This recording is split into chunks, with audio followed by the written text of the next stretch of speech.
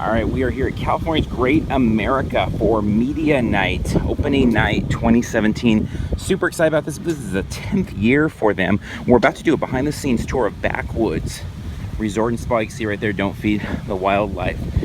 So we came out last year, first time at Great America in any capacity, and Halloween Haunt, and we love the daytime stuff. It was all family friendly Halloween things. We love the park in general. I thought it was a really fun park, and then we had a great time with their Halloween Haunt. I mean, there was a lot of cool things to see there, a lot of great actors doing their thing, fun sets, and this park really is cinematic. It really lends itself to some cool stuff. So that said, we are going to share things in our haunt talk. This is kind of our on the moment processing videos. So last night all the Scary Farm stuff went up in 3 different videos there. We did the same thing with Disneyland, and also Horror Nights and Fright Fest. So follow along throughout tonight and the days to come as a video makes its way from this event.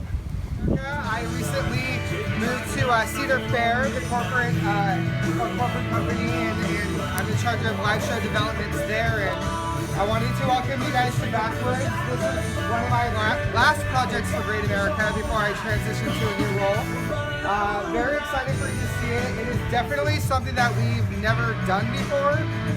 The rule in designing this one was to make sure that there was no 4x8 walls, and you guys will understand what that means in a little bit.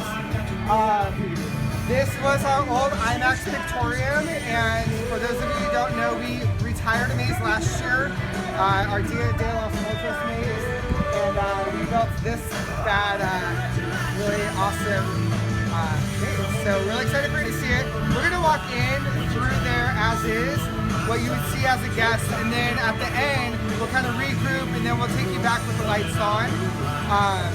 And yeah, any questions before we go in? I'm getting closer to get a look at this face, and I noticed it's got a little bit of t-shirt or something like that. No wonder it ran out into traffic. So I'm moving on to that.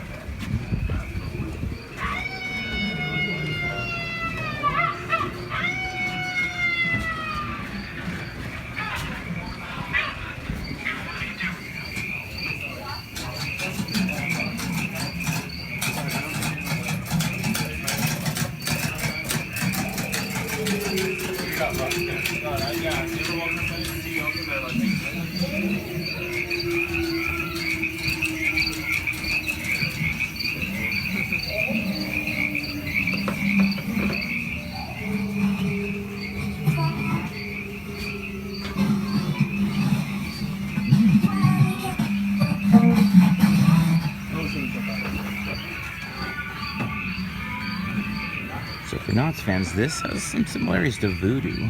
Kind of a fun, outdoorsy feel as you're making your way from cabin to cabin and rustic spot to rustic spot.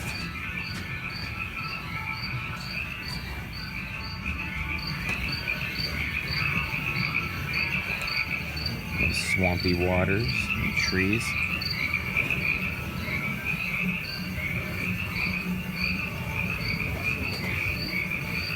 Now this is the behind the scenes tour, so there's none of the actors here yet, but I'm guessing we're going to see lots of sinister characters impeding our progress through the maze as we're forced to these kind of narrow pathways that we're walking right now that will take us, lots of dark corners. It's a really great boat. It's tough to see as dark as it is, but it's a really great boat here that we're going over as we're on this dock.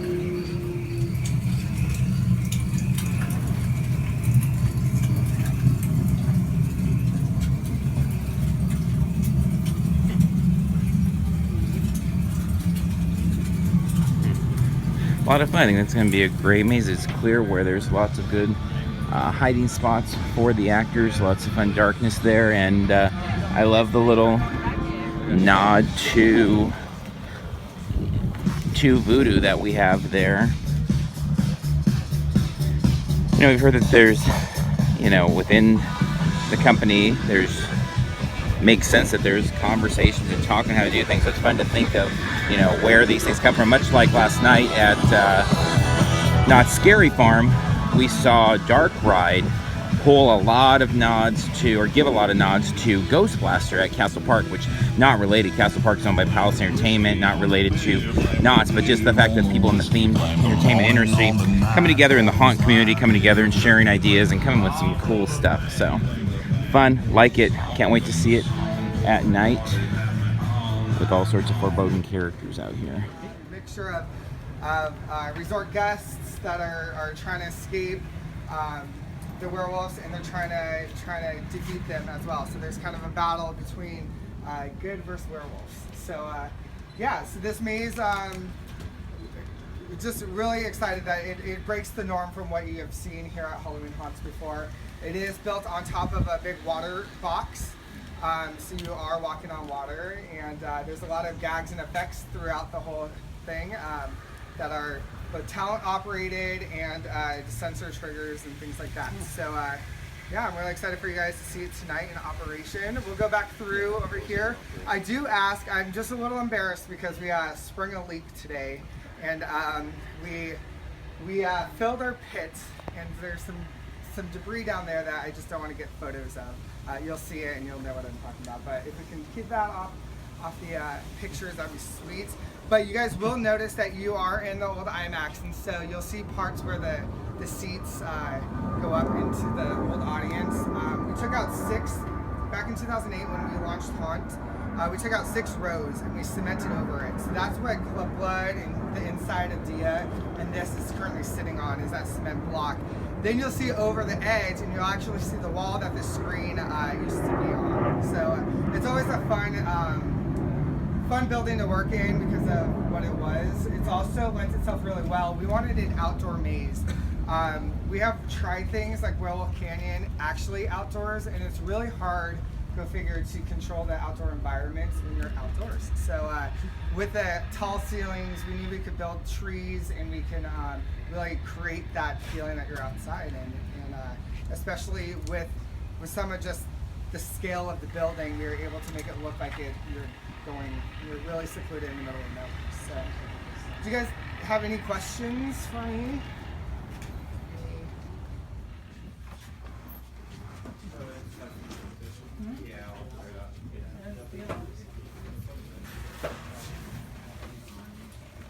It was really impressive to see the structure that they built, this kind of sandbox to basically take this theater, put us all inside of water, and now,